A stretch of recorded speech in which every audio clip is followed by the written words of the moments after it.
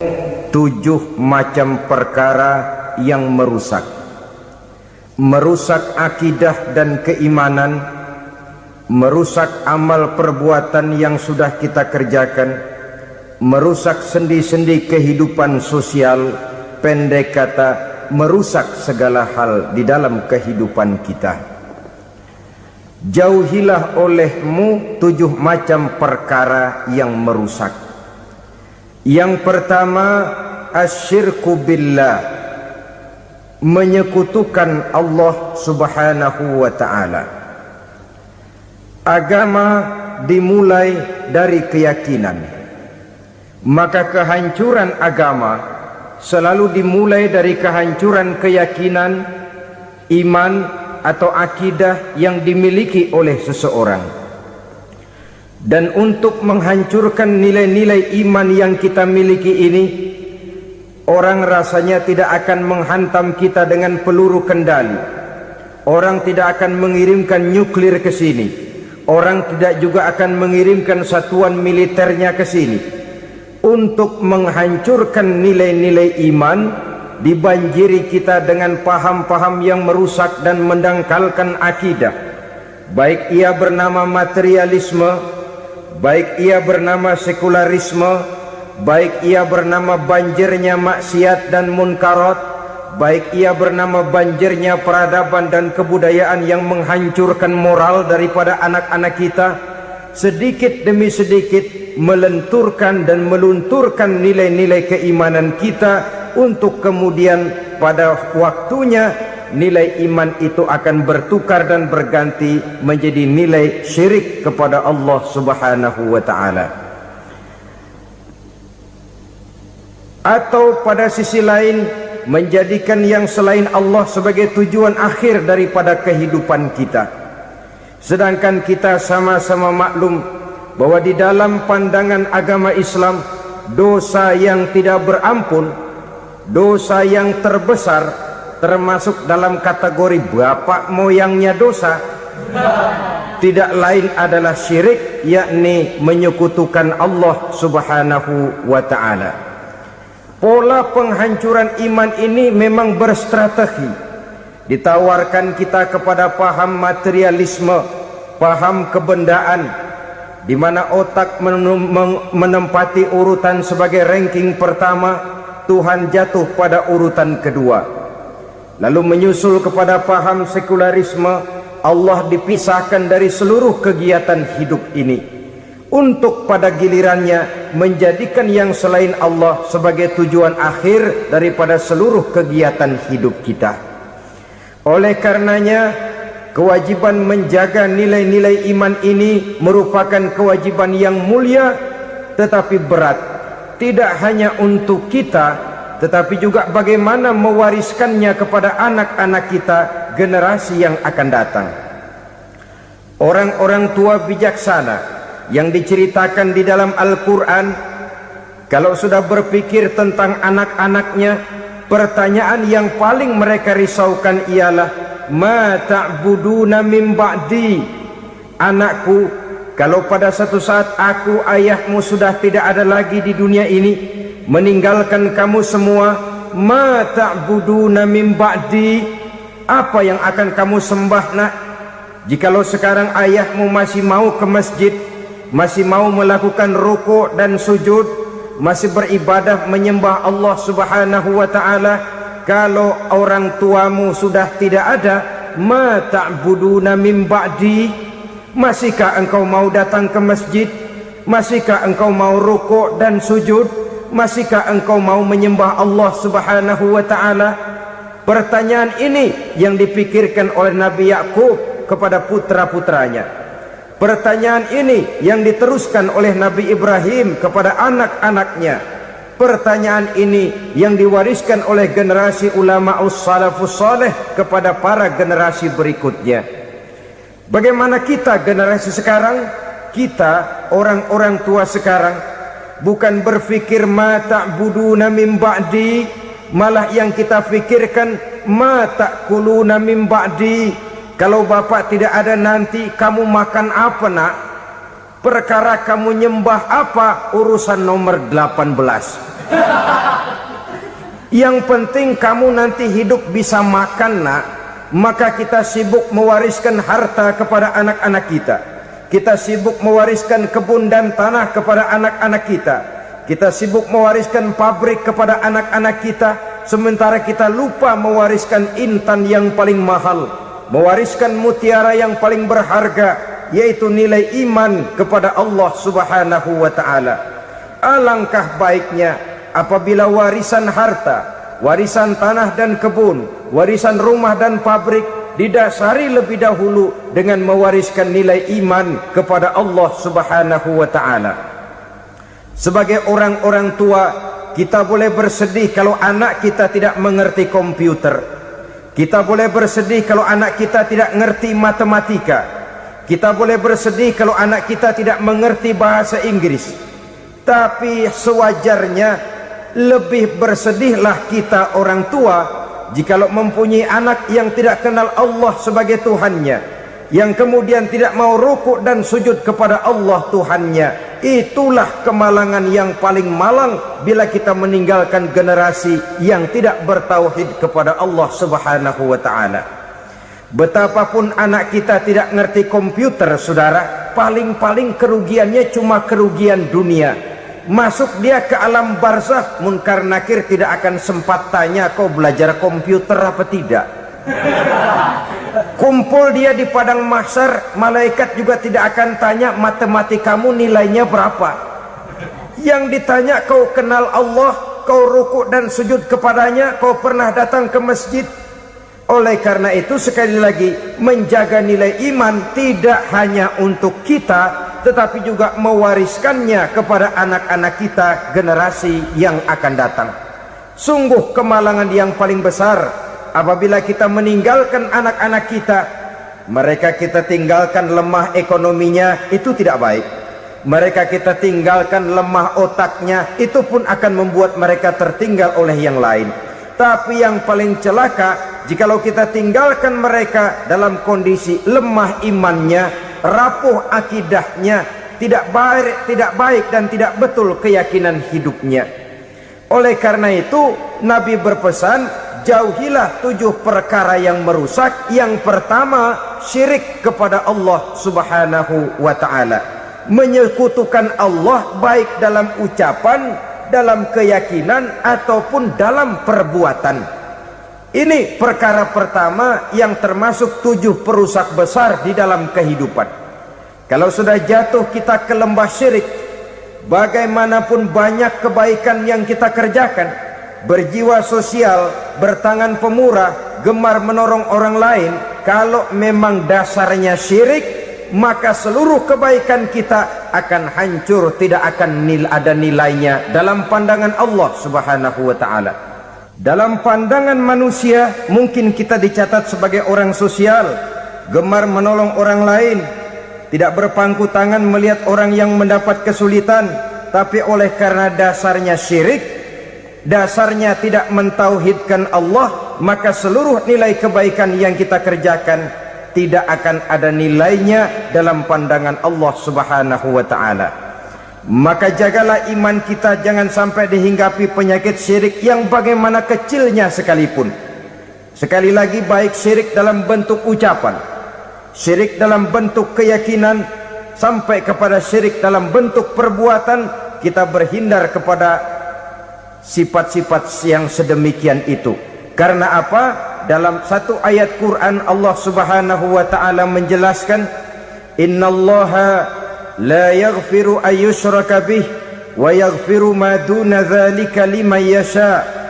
Allah tidak akan memberi ampun kepada orang-orang yang menyekutukannya, tapi Allah masih mau memberikan ampun kepada dosa-dosa yang selain itu bagi orang-orang yang dikehendakinya.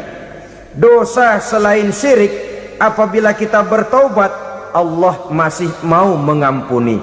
Tapi kalau sudah jatuh ke tempat syirik, itu sudah dosa yang tidak berampun. Taubatnya tidak lain melepas syirik, kembali kepada tauhid, berkeyakinan bahwa hanya ada Allah Subhanahu wa ta'ala, Tuhan satu-satunya, yang lam yalid walam yulad walam yakul lahu kufuwan ahad. tidak beranak, tidak pula diperanakkan, dan tidak satupun yang dapat menyerupai Tuhan Allah Subhanahu wa ta'ala. Saudara-saudara kaum muslimin rahimakumullah, bahwa kita di zaman sekarang memang tidak menyembah berhala, ya. Bahwa kita tidak berterang-terangan mengatakan Tuhan lebih dari satu, memang. Bahwa kita tidak berkeyakinan Tuhan itu punya anak atau diperanakkan, tentu. Tapi dalam perbuatan dan i'tiqad kita kadang-kadang jatuh tanpa kita sadari ke tempat yang bernama syirik ini. Oleh karenanya, di zaman di mana teknologi makin canggih, di mana kemajuan pembangunan makin menjangkau berbagai aspek kehidupan, diperlukan keseimbangan antara kemajuan fisik material dengan kemajuan mental spiritual. Apabila tidak ada keseimbangan, yang terwujud tentulah kepincangan, yang diawali dengan pincangnya cara kita berpikir, sehingga pada akhirnya akan mengarah kepada pincangnya cara kita berbuat dan bertindak di dalam kehidupan kita. Oleh karena itu Nabi berpesan, jauhilah sifat syirik, karena syirik merupakan dosa yang teramat besar. Ini sifat merusak yang pertama. Yang kedua, kata Nabi, wasihra, jauhilah sihir.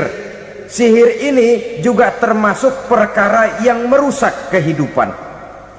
Kita semua sama-sama maklum bahwa sihir sebenarnya bukan persoalan baru.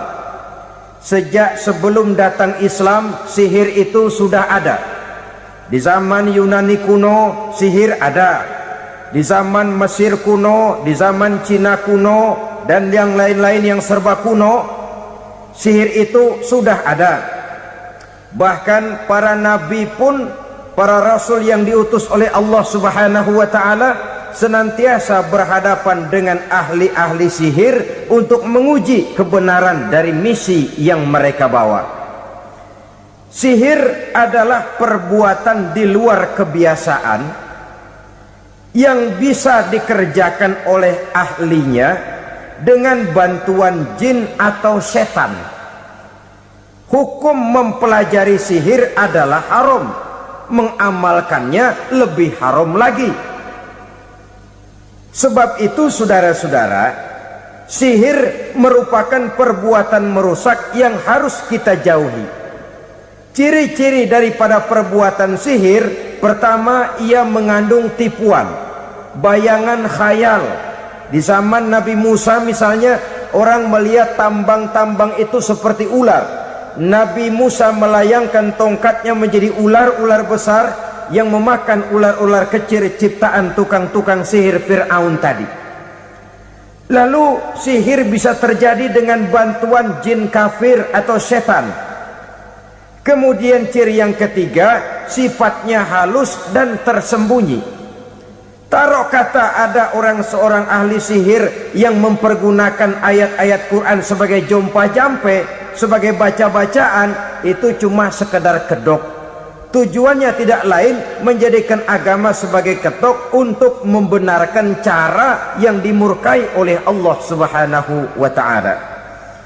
Satu hadis yang diriwayatkan oleh Imam Bazar dan Tabrani, Nabi berpesan, laisa minna man tatayyara lahu au takahhana au tukuhhina lahu au sahira lahu. Tidak termasuk ke dalam golonganku, kata Nabi, tidak termasuk umatku. Siapa mereka? Man tatayyara lahu, orang yang bertatoyur. Apa tatoyur itu? Dari kalimat toyaro, artinya terbang. Toir biasa diartikan dengan burung. Tatoyaro percaya kepada suara-suara burung. Man tatoyaro lahu, mempercayai, meyakini dengan benar-benar kepada suara beburungan. Kan suka ada itu, nah bunyi burung tuh, maling liwat. Maling liwat. Burung bunyi, maling liwat. Itu termasuk tatoyaro lahu, percaya kepada suara burung. Kan aneh kalau suara orang nggak dipercaya, suara burung malah dipercaya. Ada ustadz ceramah, kiai ngaji, nggak mau didengerin, burung dengerin bener. Nah, suaranya dari sebelah mana? Belah kulon. Nah, itu tandanya ano. Habis dihitung-hitung. Itu termasuk tatoyaro lahu. Au takahana, atau bertenung, au tukuhina, atau minta ditenungkan, au sahirolahu, atau melakukan perbuatan sihir, atau minta disihirkan. Laisa minna, tidak termasuk ke dalam golonganku, kata Nabi. Sehingga dengan demikian saudara-saudara, menghadapi sihir dengan sihir sekalipun termasuk perbuatan yang tidak diajarkan oleh agama. Kita kan mempelajari sihir untuk jaga diri, tidak apa-apa. Yang dilarang mengamalkannya, dilarang juga mempelajarinya. Sebab orang kalau sudah mengetahui, biasanya lalu terangsang untuk mencoba. Kalau percobaannya berhasil, biasanya terangsang untuk coba lagi dan coba lagi. Pada akhirnya ketagihan, lalu beralih menjadi profesi, apalagi itu nanti bisa mendatangkan hasil uang. Saudara-saudara kaum muslimin rahimakumullah, kita manusia makhluk nyata, kita hidup di alam nyata, terikat oleh sunnatullah, causality. Oleh karenanya bagi kita keyakinan yang penuh, keikhlasan di dalam bertuhankan Allah, penyerahan diri sepenuhnya hanya kepadanya, itu sudah merupakan obat penangkal yang sangat ampuh agar kita tidak terkena penyakit-penyakit yang dibuat oleh setan dan para pembantunya. Sehingga beberapa ayat Quran mengajarkan, misalnya a'udzu bikalimatillahi tammati min syarri ma khalaq, atau bismillazi la yadurru ma'asmihi syai'un fil ardi wala fis sama, dengan menyebut nama Allah yang tidak bisa mendatangkan bahaya sedikit pun, dari baik yang datang dari langit maupun yang datang dari bumi. Jiwa yang kosong dari keyakinan yang penuh kepada Allah, jiwa yang penuh was-was dan ragu-ragu, itu yang mudah terserang oleh penyakit-penyakit yang dikerjakan oleh para tukang-tukang sihir, yaitu oleh setan dan seluruh para pembantunya. Kemudian hadis kedua yang diriwayatkan oleh Imam Ibnu Hibban, Nabi bersabda, la yadkhulul jannata mudminu khamrin wala mu'minu bisihrin wala qati'u rahmin. Tidak masuk surga. Ini Nabi yang bilang, tidak masuk surga. Siapa itu? Pertama, mudminu khamrin, orang yang berkekalan dalam mabuk. Selalu mudminun itu sudah menjadi perbuatan rutinnya, tidak kapok-kapoknya, teler seumur hidup. Mudminu khamrin, tidak masuk surga orang yang selalu bermabuk-mabukan. Yang kedua, wala mu'minu bisihrin, orang mukmin tapi main sihir. Ini juga oleh Nabi diperingatkan, tidak akan masuk surga orang mukmin tapi suka main sihir. Wala qati'u rahmin, dan tidak juga orang yang memutuskan silaturahmi. Tiga macam manusia yang diperingatkan Nabi tidak akan masuk surga: orang yang selalu mabuk, orang mukmin yang main sihir, dan orang yang memutuskan silaturahmi. Saudara-saudara kaum muslimin rahimakumullah. Lalu orang berkata, kenapa dilarang kita bersihir? Padahal Rasul sendiri kan punya mukjizat. Nah, kita memang harus membedakan antara mukjizat dengan sihir. Dalam kehidupan agama kita kenal ada yang namanya mukjizat, ada yang namanya karomah, atau keramat biasa diucapkan, ada yang namanya maunah, ada yang namanya irhas, ada juga yang namanya sihir. Kesemuanya ini berbeda, saudara-saudara. Yang dinamakan mukjizat itu khusus untuk para rasul saja. Satu kejadian luar biasa yang terjadi dilakukan oleh Rasul atas izin dari Allah Subhanahu wa ta'ala. Perbedaannya dengan sihir jelas. Sihir dari setan, mukjizat dari Allah. Sihir bisa dipelajari, mukjizat tidak. Sihir umumnya untuk maksud-maksud yang tidak baik, sedangkan mukjizat untuk memperkuat kebenaran yang disampaikan oleh para rasul dan ditentang oleh umatnya. Bahkan kafir Quraisy dahulu menganggap orang-orang ahli sihir itu berada dalam satu posisi yang hina, sehingga mereka mengatakan dan menuduh Nabi Muhammad sebagai tukang sihir. Tuduhan sebagai tukang sihir adalah tuduhan yang sangat aib dan hina. Di tengah masyarakat kufar jahiliyah, kedudukan tukang sihir dipandang sebagai kedudukan yang hina, sehingga mereka mengejek Nabi dengan sebutan tukang sihir. Jadi mukjizat hanya untuk Rasul saja. Kemudian karomah. Karomah ini asal kata dari karomah, kehormatan, kemuliaan yang diberikan Allah kepada hamba-hambanya yang rajin mendekatkan diri kepadanya. Oleh karena ketekunannya melaksanakan ibadah, Allah memberikan keistimewaan kepada orang itu, yang dengan keistimewaannya dia bisa mengerjakan yang tidak bisa dikerjakan oleh orang lain. Karomah hanya bisa dicapai dengan prestasi ibadah. Kalau sihir mau ibadah apa enggak, asal dia belajar, bersatu dan berteman dengan setan, memenuhi persyaratan-persyaratan setan, biasanya lalu bisa. Sedangkan karomah tidak mungkin terwujud tanpa orang mendekatkan diri sedekat-dekatnya kepada Allah Subhanahu wa ta'ala. Maka kita lihat biasanya orang-orang yang punya ilmu sihir, mukanya rata-rata nggak enak dilihat.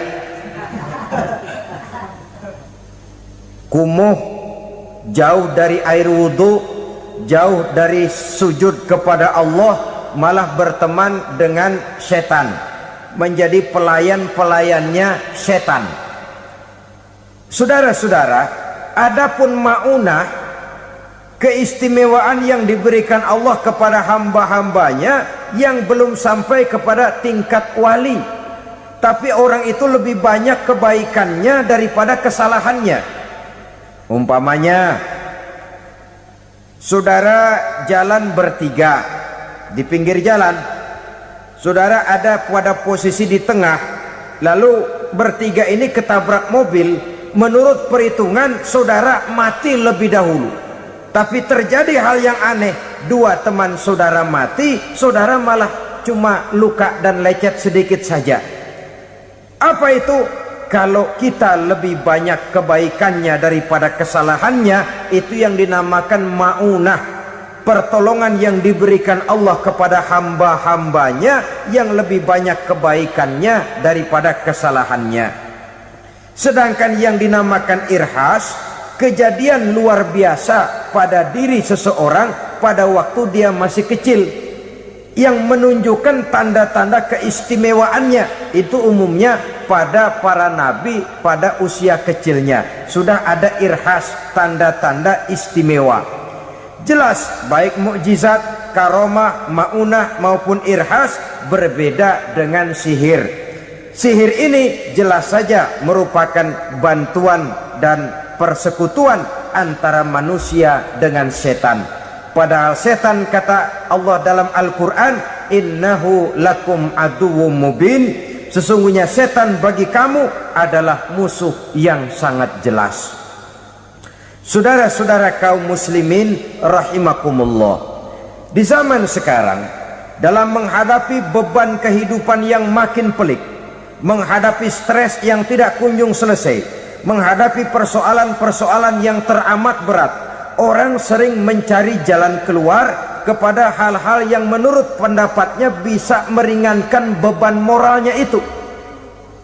Pergilah dia mencari sesuatu yang dapat meringankan bebannya. Dan tidak jarang yang jatuh ke pangkuan tukang-tukang tenung, ke pangkuan tukang-tukang sihir, yang mereka itu oleh Quran dijelaskan kadzabal munajjimun walau sodaku. Tukang-tukang tenung, tukang-tukang sihir, mereka itu bohong walaupun benar. Maksudnya bohong walaupun benar artinya kalau yang mereka kerjakan benar, itu sih kebenaran. Benar dengan kebenaran itu lain. Kebenaran, kebetulan bisa, tapi tidak untuk selalu. Apalagi kalau itu sudah membahayakan kehidupan orang lain. Jadi oleh karena itu Nabi berpesan, jauhilah daripada sihir. Kalau sudah jauhilah dari sihir artinya ya jauhilah daripada mempelajarinya, jauhilah daripada bergaul dengan orang-orang yang ahli di bidang itu, karena dari pergaulan segalanya bisa menular. Baiklah saudara, ini yang kedua. Yang ketiga pesan Nabi, wa qatlan nafsil lati harramallahu illa bil haq. Membunuh orang lain dengan cara yang tidak benar, membunuh orang yang diharamkan oleh Allah Subhanahu wa taala untuk melakukannya kecuali dengan alasan yang benar. Kita tahu Islam adalah agama damai. Sesuai dengan namanya, ia tidak dikembangkan dengan pedang dan kekerasan. Ia dikembangkan dengan keteladanan dan tuntunan moral. Oleh karena Islam bukan agama kekerasan, Islam pun tidak mementingkan dan mengajarkan kekerasan kecuali dengan alasan yang benar dan bisa dipertanggungjawabkan. Membunuh dengan sengaja, menghilangkan nyawa orang lain tanpa alasan yang bisa dibenarkan adalah merupakan dosa besar dan satu di antara 7 perkara yang bisa mendatangkan kerusakan dalam kehidupan dan yang hendaknya harus kita jauhi. Saudara-saudara kaum muslimin rahimakumullah, beberapa waktu yang lalu di sebuah kota kecil yang indah bernama New Auckland. Saudara tahu New Auckland? Itu dari Gunung Kidul masih ngidul lagi. Pernah diadakan satu seminar yang membicarakan bagaimana menyelamatkan masyarakat manusia dari bahaya Perang Dunia Ketiga. Diperkirakan kalau terjadi Perang Dunia Ketiga, manusia tidak akan tersisa. Sebab apa? Pada waktu itu cadangan nuklir yang dimiliki oleh bersama Amerika dan Rusia konon sudah sanggup memusnahkan 6 miliar manusia pada saat jumlah manusia baru 5 miliar. Jadi kelebihan nuklir dunia ini. Kalau terjadi Perang Dunia Ketiga, sulit manusia untuk tersisa. Maka dibahaslah di dalam seminar itu, wah, supaya tidak terjadi Perang Dunia Ketiga, maka perlombaan membuat senjata-senjata canggih, alat-alat pembunuh modern harus segera dibatasi. Dibahas, tidak mungkin kita membatasi perlombaan membuat senjata. Kenapa? Makin maju ilmu dan teknologi, makin canggih senjata yang ditemukan. Atom sudah meningkat menjadi nuklir, nuklir sudah meningkat menjadi neutron, dan kita tahu bom yang bernama neutron ini bom yang cukup membunuh tanpa perlu merusak. Artinya kalau dia diledakkan di kota kita ini, bangunan utuh, jembatan tidak ambruk, rumah-rumah tetap berdiri, tapi semua yang bernama hidup mati. Itu katanya lebih sopan dari bom atom. Sebab kalau si atom ini sudah membunuh, merusak pula. Neutron cukup membunuh saja tanpa perlu merusak. Jadi majunya senjata-senjata teknologi sebagai akibat yang logis dari kemajuan ilmu pengetahuan ini tidak bisa kita batasi. Dan memang sebenarnya yang bahaya bukan senjatanya, tapi manusia yang mengendalikan senjata itu. Mereka kembali kepada prinsip the man behind the gun. Bukan senjatanya yang bahaya, tapi manusia yang mengendalikan senjata itu yang bahaya. Walaupun senjatanya modern, katakanlah model M16 umpamanya, kalau yang mengendalikannya orang beriman, insya Allah aman. Tapi biar megang cuma senapan angin, kalau yang megang orang brutal, ngeri kita deket-deket. Apalagi kalau memang bukan ahlinya menggunakan senjata, bisa ngeker kaki kena jidat.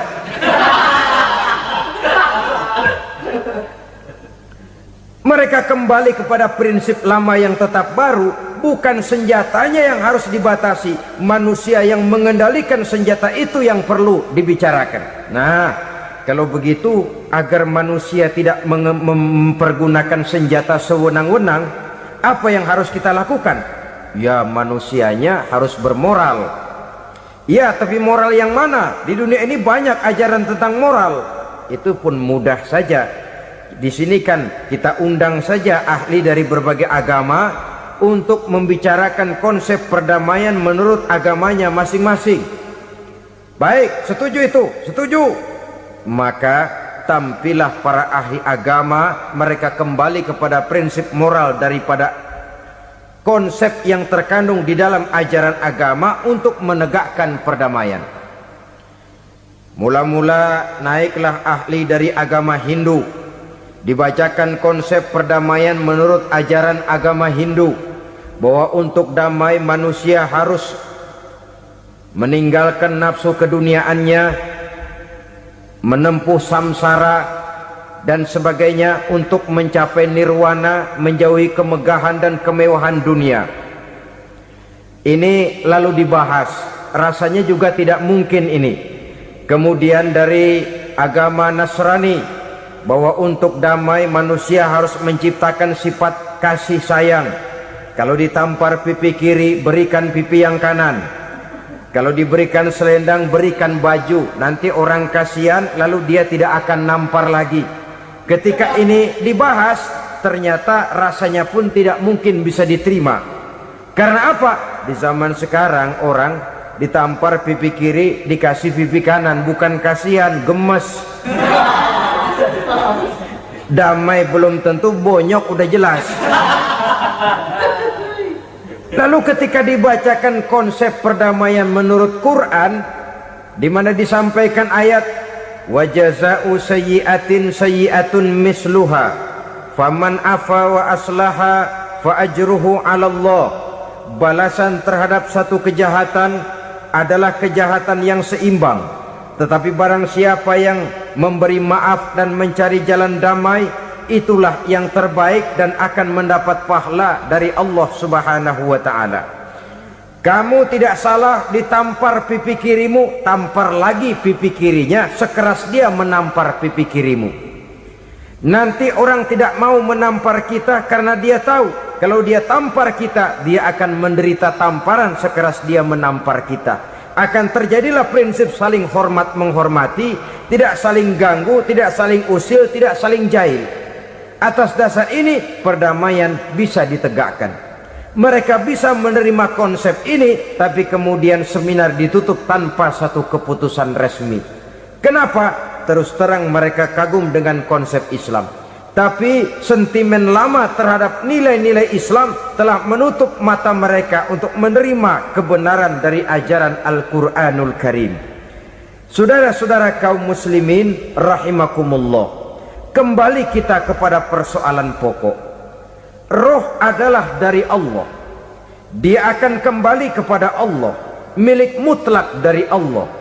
Tidak pantas kita merampasnya dari orang lain. Tidak wajar kita menghilangkannya tanpa alasan yang dibenarkan oleh agama. Di zaman sekarang akibat persaingan hidup yang makin tajam, lapangan kerja yang makin sulit, tensi ekonomi yang makin tinggi, atau karena nilai moral yang makin rendah, atau juga karena rapuhnya pegangan orang kepada agama, nyawa rasanya sudah sedemikian murahnya. Berbagai kasus membuat berdiri bulu roma kita. Ada mayit, ada manusia dipotong 6, dicincang macam kambing. Ada yang dipotong 5, ada yang dipotong 13, dikardusin, dibuang ke tempat sampah. Inna lillahi wa inna ilaihi raji'un. Gejala apa ini? Kanibalisme. Manusia sudah demikian sadisnya, manusia sudah sedemikian buasnya, sehingga sesama manusia diperlakukan seperti hewan. Padahal hewan sendiri belum pernah macan makan macan, bagaimanapun buasnya macan. Belum pernah serigala memakan serigala, bagaimanapun brutalnya serigala. Tetapi manusia makan manusia di zaman sekarang kadang jadi kenyataan dalam kehidupan kita. Kadang persoalannya remeh saja, soal uang 200 perak, pisau bicara, nyawa melayang. Soal rokok sebatang, celurit bicara, nyawa melayang. Soal-soal yang sama sekali tidak prinsip, begitu mudah kita menghilangkan nyawa orang lain. Padahal Nabi pernah memperingatkan, apabila dua orang muslim sudah berkelahi dan berbunuh-bunuhan, al-qatil wal maktul finnar, yang membunuh dan yang terbunuh dua-duanya neraka. Sahabat heran, ya Rasul, kalau yang terbunuh, kalau yang membunuh masuk neraka itu sih wajar, tapi yang terbunuh kenapa neraka juga? Beliau menjawab, dua-duanya sudah punya niat untuk saling membunuh. Niatnya itu yang diponten. Yang terbunuh cuman lagi apos aja, keduluan dia. Umpama tidak terbunuh, pasti dia yang akan membunuh. Oleh karenanya al-qatil wal maktul, yang membunuh dan yang dibunuh finnar, dua-duanya masuk ke dalam neraka. Islam menghormati kehidupan, tidak hanya terbatas kepada sesama muslim, orang-orang yang berlainan agama pun yang mau hidup berukun, damai, berdampingan dengan umat Islam, jiwa mereka, darah mereka dilindungi oleh nilai-nilai Islam yang disebut dengan kafir zimmi ini. Mengganggu mereka sama saja dengan mengganggu aku, kata Nabi. Jadi oleh karena itu, sayangilah sesama. Kehidupan adalah anugerah Allah, bukan wewenang kita untuk mencabutnya dari orang lain, bukan wewenang kita untuk merampas dan menghilangkannya dari orang lain. Apa yang tidak enak terjadi pada diri kita, begitu pula lah apabila terjadi pada diri orang lain. Sehingga Nabi mengatakan, la yu'minu ahadukum hatta yuhibba li akhihi ma yuhibbu li nafsihi. Belum dikatakan beriman seseorang kamu apabila dia belum mencintai saudaranya seperti ia mencintai dirinya sendiri. Apa yang enak dirasakan oleh orang lain, enak juga dirasakan oleh dia. Mengukur orang lain dengan diri sendiri. Kalau orang lain tanpa salah saya fitnah, kalau saya tanpa salah difitnah orang, enak apa enggak? Enggak, orang lain juga begitu. Kalau orang lain tanpa salah saya tempeleng kepalanya, enak apa tidak? Tidak. Orang lain juga begitu. Yang tidak enak terjadi pada diri kita, tentu tidak enak juga kalau terjadi pada orang lain. Mengukur orang lain dengan diri sendiri, sehingga tidak timbul sifat egois, tidak menari di atas bangkai orang lain, tidak mendirikan kebahagiaan di atas untayan air mata orang lain. Sehingga dengan demikian, saudara-saudara, dia bisa menghormati kehidupan, menghormati orang lain sebagaimana dia ingin dihormati. Inilah perbuatan ketiga yang merusak, membunuh orang lain dengan yang diharamkan Allah tanpa alasan yang benar. Yang ketiga. Kemudian yang keempat, perbuatan merusak wa aklar riba, makan riba. Hidup adalah tolong menolong. Bahasa kerennya take and give katanya.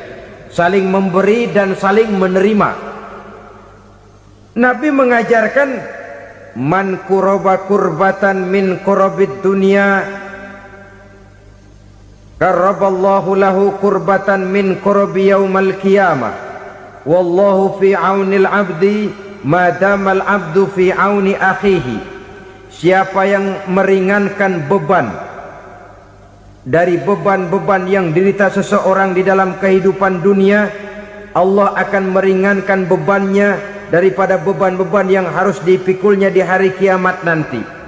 Wallahu fi aunil abdi madamal abdu fi auni akhihi. Allah senantiasa akan menolong seorang hamba selama hamba itu masih mau menolong saudaranya.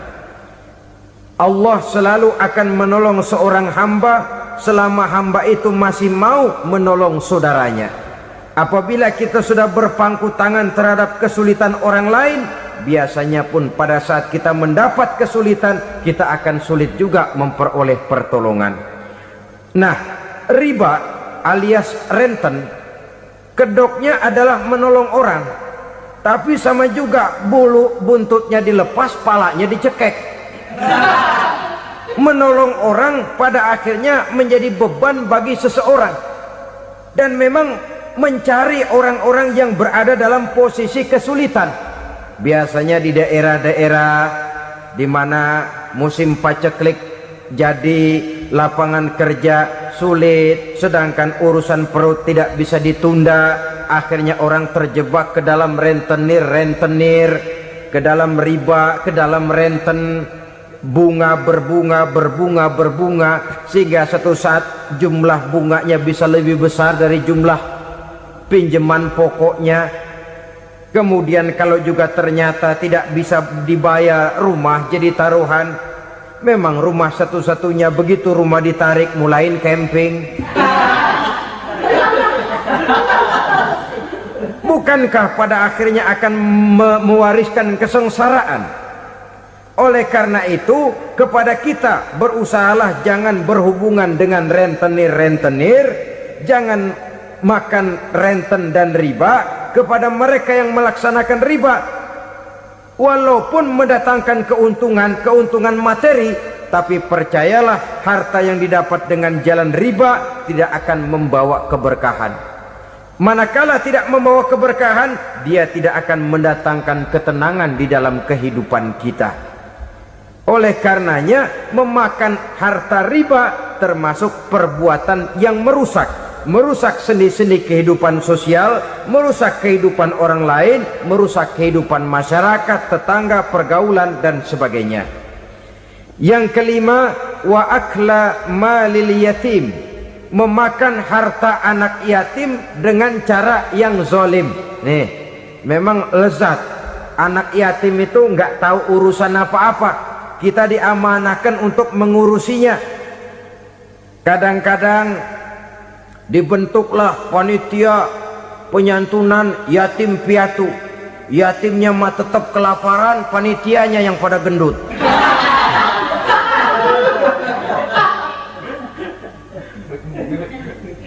Padahal memakan harta anak yatim termasuk perbuatan dosa besar. Dan menjantuni yatim merupakan perbuatan mulia. Nabi mengatakan, ana wa kafilul yatim kahataini yaumal qiyamah. Aku dan orang-orang yang menyantuni anak yatim seperti dua jari ini pada hari kiamat nanti. Dekat sekali. Jikalau ingin di hari akhir nanti dekat dengan Rasul, bersahabatlah dengan anak-anak yatim. Jadilah pengurus anak-anak yatim. Bangunlah panti-panti asuhan yatim. Pada saat bapak ibunya meninggal, kitalah yang menjadi orang tuanya. Bahkan sedemikian besar perhatian Islam terhadap anak-anak yatim ini, sehingga Quran memberikan peringatan, ara'aital ladzi yukadzibu biddin fadzalikal ladzi yad'ul yatim wa la yahuddu ala ta'amil miskin. Tahukah kamu siapa orang yang mendustakan agama? Beragama tapi dianggap dusta, solatnya dusta, puasanya dusta, karena agamanya sudah berdusta. Siapa mereka? Fazalikal ladzi yad'ul yatim, orang yang menyia-nyiakan anak yatim. Wala yahuddu ala ta'amil miskin, dan tidak pernah memberi makan kepada orang-orang yang menderita kemiskinan, menyia-nyiakan, meninggalkan anak yatim, termasuk perbuatan yang divonis kita sebagai orang yang mendustakan agama. Saudara-saudara kaum muslimin rahimakumullah, maka sangat dicela mengeksploitir anak-anak yatim, menjadikan mereka sebagai kedok untuk mencari kekayaan pribadi. Tetapi jikalau ikhlas, ganjarannya sangat besar, nilai pahalanya sangat besar. Menyantuni yatim tidak hanya setahun sekali. Kalau Muharram pakai istilah lebaran yatim, dibentuklah panitia, diberilah beras, uang 4-5 ribu rupiah, alhamdulillah. Tapi jangan lupa, si yatim tidak hidup cuma satu hari. Dia tidak hidup cuma di bulan Muharram saja, dia hidup 12 bulan dalam setahun. Sebagaimana anak-anak yang lain, dia juga berhak punya masa depan. Dia juga berhak menikmati bangku sekolah. Dia berhak mengenyam arti dan makna pendidikan. Dia berhak membekali diri dengan ilmu dan pengetahuan, seperti halnya anak-anak yang lain. Maka kita yang diberikan keluasan oleh Allah, ingatlah itu, bersahabatlah dengan anak-anak yatim, santuni mereka. Perkara setahun sekali di bulan Muharram, alhamdulillah, itu bagus, bin Thayyib alias baik. Tapi tentu dan tentu, sekali lagi, si yatim tidak hanya hidup di bulan Muharram. Dia hidup 12 bulan dalam setahun, 24 jam dan di dalam sehari. Oleh karenanya, menyia-nyiakan mereka pada saat posisi kita memang mampu akan memojokkan kita dalam satu posisi di mana kita dianggap sebagai orang yang mendustakan agama, memakan harta anak yatim dengan cara yang zolim. Bapaknya udah meninggal, kebunnya lebar, anaknya dikelecehin. Nah, dah kamu nggak usah pusing, nanti saya yang ngurus. Akhirnya bukan ngurus, nguras. Si yatim mungkin tidak tahu bahwa dia disia-siakan, haknya diambil, miliknya dizolimi. Tapi Allah yang akan membalasnya dengan seadil-adilnya. Maka makan harta anak yatim biasanya balasannya tokcer bin paten. Nggak banyak selang tempo itu, nggak percaya cobain dah. Nyobain aja kan nggak bayar, umpama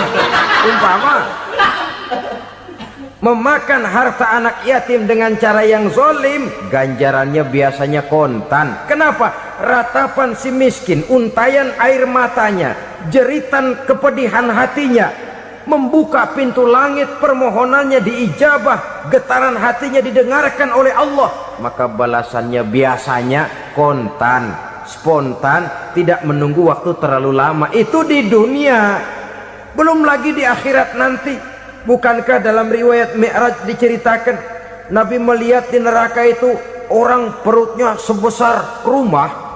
La haula wala quwata. Itu perut kayak rumah, bagaimana jalannya tuh orang?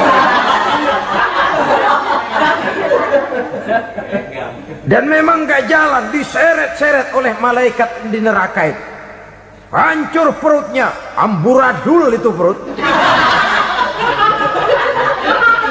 Berantakan isinya, dibulatkan lagi, diseret lagi, hancur lagi, dibulatkan lagi. Sampai Nabi tanya, orang itu begitu berat siksanya kenapa ya Jibril? Itu Muhammad, waktu di dunia dulu rakus banget makan harta anak yatim. Begitu vonisnya, begitu menyedihkan nasibnya di akhirat.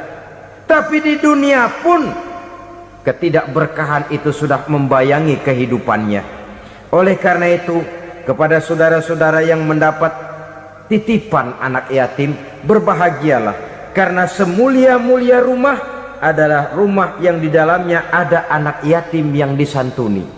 Sehina-hina rumah adalah rumah di mana di dalamnya ada anak yatim yang disia-siakan.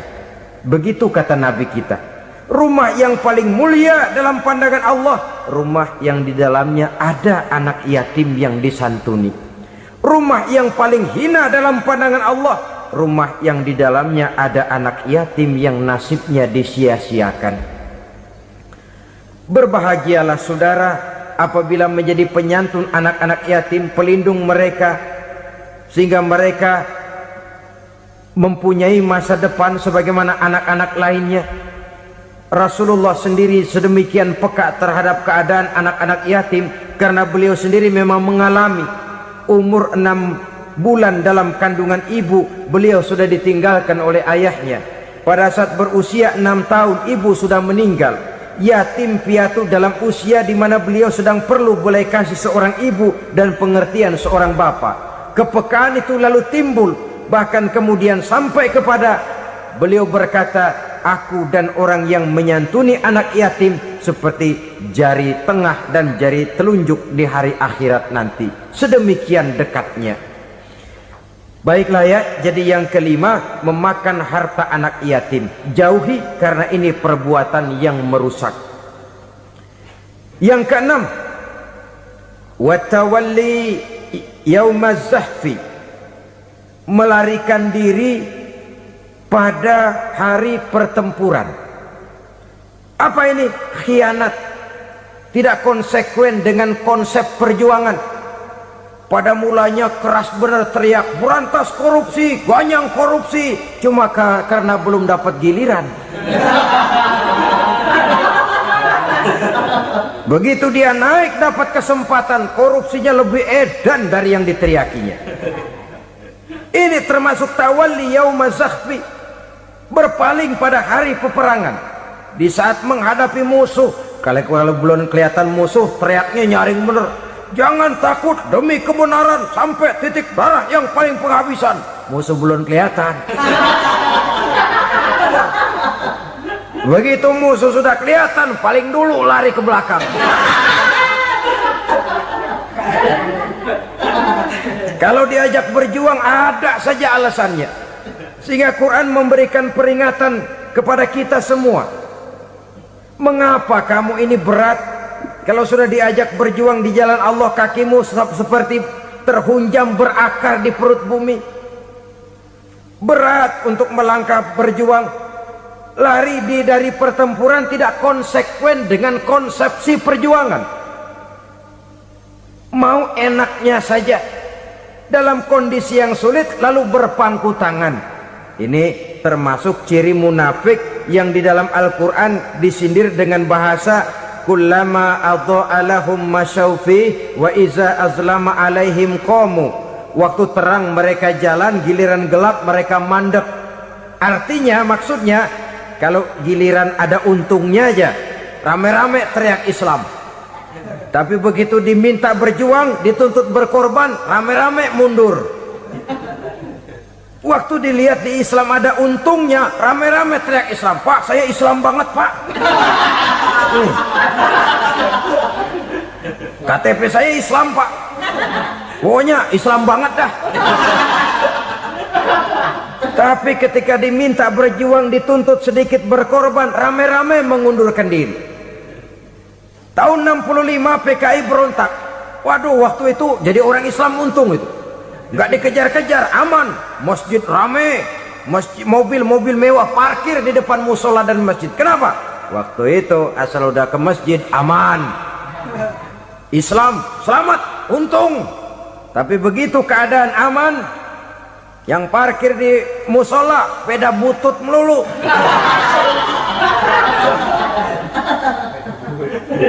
Waktu terang mereka jalan, waktu gelap mereka berhenti. Dikala di Islam ada untungnya, baru wah Islam bagus, Islam hebat. Tapi waktu dilihat ada kerugian, jangan bawa-bawa Islam dah. Jangan bicara soal Islam, ini kan bukan soal agama. Bukan soal agama. La haula wa la quwata illa billah. Beragama kita ambil talfik fiddin, mengambil yang enteng-enteng saja dalam urusan beragama ini. Tidak konsekuen kita dengan Islam kita. Seolah kita mau memilih mana yang terasa cocok sama selera kita, kita teriak Islam. Beratan aja dikit, rame-rame berpaling. Itu termasuk tawalli yaumaz zahfi. Para pengkhianat, mental-mental hipokrit yang tidak mau konsekuen menghadapi segala bahaya.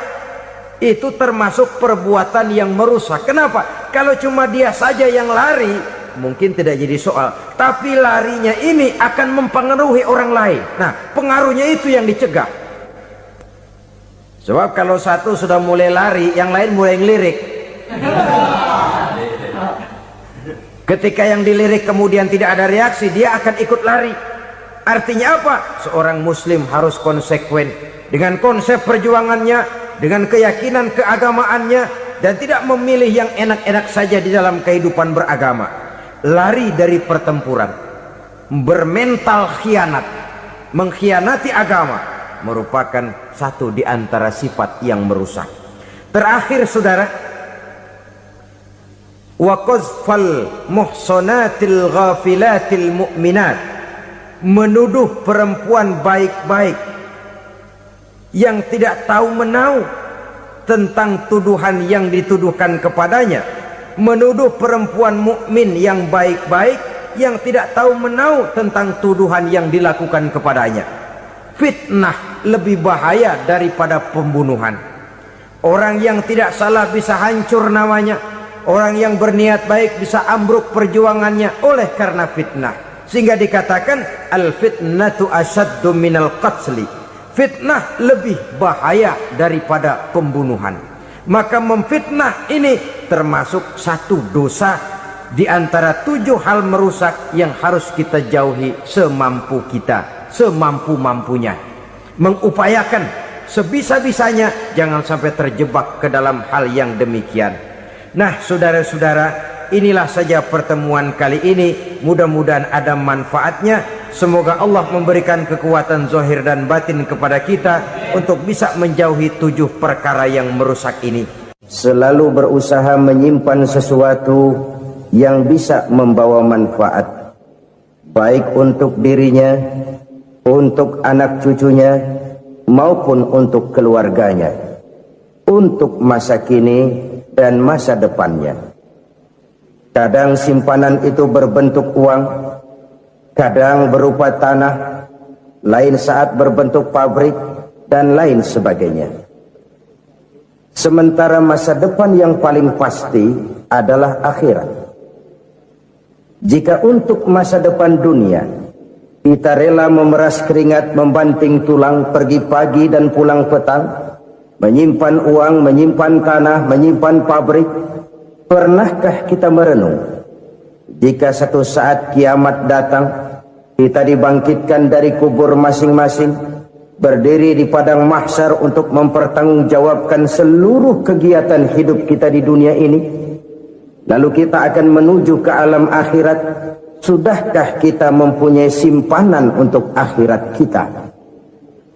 Pada pertemuan kali ini saya ingin menyampaikan sebuah hadis di mana Rasulullah sallallahu alaihi wasallam bersabda, arba'un min kanzil jannah, simpanan sorga ada 4 macam. Yang pertama, ikhfa'us sadaqah, menyembunyikan sedekah. Saudara-saudara kaum muslimin, sebagaimana yang kita maklum bahwa Allah Subhanahu wa taala melebihkan sebagian rezeki dari kita terhadap yang lain. Ada yang kaya, ada yang setengah kaya, ada yang miskin, ada yang setengah miskin, dan selanjutnya. Ada yang gajinya kecil tapi penghasilannya gede. Ada yang penghasilannya gede tapi nggak punya gaji. Ada juga yang memang gajinya gede dan penghasilannya gede. Kelebihan rezeki merupakan sunnatullah dan tidak harus membuat kita merasa lebih dari yang lain. Bahkan sebaliknya, kelebihan itu harus membuat kita ringan tangan untuk menolong mereka yang memang memerlukan pertolongan. Kalau saudara diberikan ilmu, maka pertanyaan akhirat cuma satu: ilmumu kau amalkan untuk apa? Kalau saudara diberikan umur yang panjang, pengadilan akhirat juga bertanya satu: umurmu kau habiskan di mana?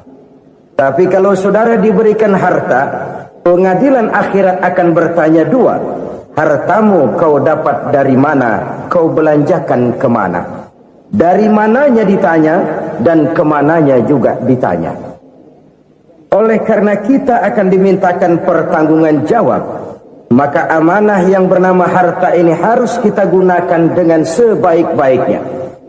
Ada penggunaan yang merupakan kewajiban, itu zakat namanya. Ada penggunaan yang sewaktu-waktu, itu infak namanya. Ada yang lebih sewaktu-waktu lagi, dan itu sedekah namanya. Zakat dia terikat oleh haul dan nisab, oleh putaran batas waktu dan ukuran dari harta itu sendiri. Sedangkan infak terikat oleh situasi dan kondisi perekonomian seseorang. Sedangkan sedekah tidak terikat dengan apapun. Dalam kondisi seperti apapun kita bisa melakukan sedekah dengan yang terkecil sekalipun. Sampai-sampai Rasulullah sallallahu alaihi wasallam mengajarkan, la tahqiranna minal ma'rufi syai'an walau an talqa akhaka biwajhin talik. Atau ada hadis, tabassumuka fi wajhi akhika laka sedekah. Senyumanmu kepada temanmu adalah sedekah. Jadi untuk melakukan sedekah tidak harus dalam berbentuk uang. Dengan ilmu kita bisa sedekah, dengan tenaga kita bisa bersedekah, dengan pikiran kita bisa bersedekah, bahkan senyum kepada teman itu pun sedekah. Jadi kalau sedekah dengan uang memang belum punya uang, nyengir aja banyakin. Itu asal pada tempatnya, jangan lalu ketemu tiang listrik cengengesan. Tentu tidak pada tempatnya dan tidak wajar. Nah, sedekah yang paling dicintai Allah adalah sedekah yang disembunyikan. Artinya jauh dari sifat riya. Kan kadang-kadang ada orang sedekah itu disebutkan namanya. Apa tidak bagus? Kalau memang niatnya ikhlas, ya bagus-bagus saja. Untuk memberikan sugesti kepada yang lain. Di Fulan bin Fulan nyumbang sekian, diumumkan. Boleh kalau niatnya untuk memberikan rangsangan kepada yang lain supaya dia menyumbang lebih besar dari orang tadi. Tapi kalau itu mendatangkan riya, maka sedekah yang paling dicintai Allah adalah sedekah yang disembunyikan. Tangan kiri saja tidak tahu apa yang diberikan oleh tangan kanan. Sedekah yang dilakukan dengan ikhlas akan merupakan perbendaharaan surga, tersembunyi dari pandangan orang lain, tidak seorang pun tahu. Karena memang sikap yang baik adalah melupakan kebaikan dan mengingat kesalahan. Itu salah satu ciri orang bahagia. Orang yang selalu mengingat kesalahannya dan berusaha melupakan segala kebaikannya. Kalau dia akan berada kebaikan, dia tidak bisa ikut, dia merasa rugi karena dia merasa belum pernah berbuat baik. Tapi kalau akan melakukan kesalahan baru, dia ingat kesalahan yang sudah-sudah, sehingga terhalang baginya untuk melakukan satu kesalahan baru. Demikianlah saudara-saudara, bahwa Allah melebihkan rizki sebagian kita dari yang lain, agar terjadi tolong-menolong dalam kehidupan ini. Jadi kesenjangan yang nature, kesenjangan yang alami, itu sunnatullah. Ada yang kaya, ada yang miskin, ada yang kelas menengah. Nah, kenapa lalu sekarang kita berusaha mengentaskan kemiskinan? Oleh karena adanya kesenjangan struktural.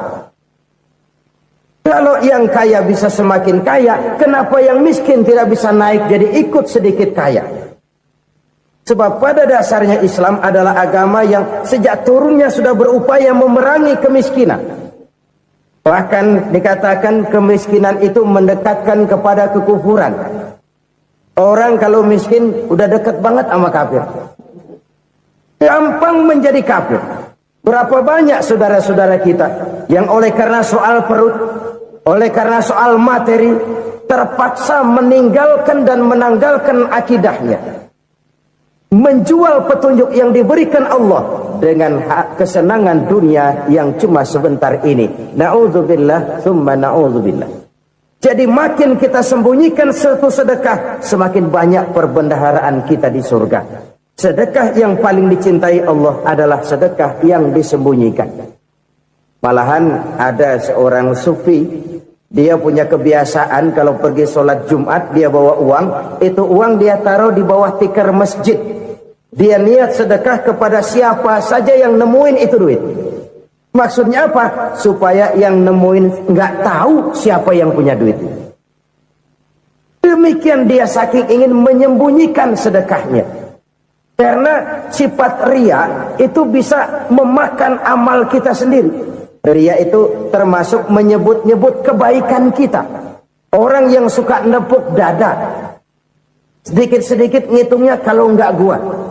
Oh, kalau nggak gua tuh yang belas itu kalau nggak gua. Iya, kalau nggak lu kenapa emang? Orang yang suka menepuk jasad, biasanya memang begitu, saudara-saudara. Kalau perang lagi berkecamuk, orang nggak sempat ngaku jadi pahlawan. Tapi begitu perang selesai, yang kagak kenal bedil ngaku pahlawan, mas. Itu sesuatu yang biasa. Oleh karenanya, orang-orang yang ikhlas dalam bersedekah, disembunyikannya sedekah itu, Allah cinta betul. Malahan ada hadis memberikan jaminan, inna sadaqatal mar'il muslimi tazidu fil umri wa tadfa'u mitatas su'i. Sesungguhnya sedekahnya seorang mukmin tazidu fil umri, bisa menambah umur panjang. Wa tadfa'u mitatas su'i, dan menyelamatkan manusia dari mati secara su'ul khatimah. Jadi siapa yang kepengen panjang umur, banyaklah sedekah. Yang bosan hidup, pelit terus. Sedekah menambah panjang umur dan menyelamatkan manusia dari mati secara su'ul khatimah. Pak, katanya umur itu nggak bisa ditambah, nggak bisa dikurangin. Kapan? Kalau ajal sudah datang.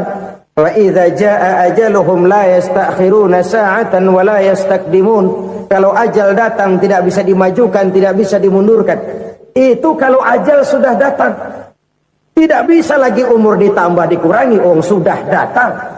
Tapi kalau belum datang, itu kan haknya Allah. Mau ditambah, mau dikurangi, hak prerogatif Allah. Sebagai pencipta manusia, Allah maha kuasa dan maha mampu. Sedekah ini menambah panjang umur dan menyelamatkan manusia dari mati secara su'ul khatimah. Orang mati kan sama ya, kondisinya mati, nggak nafas. Tapi hakikat mati kan lain-lain.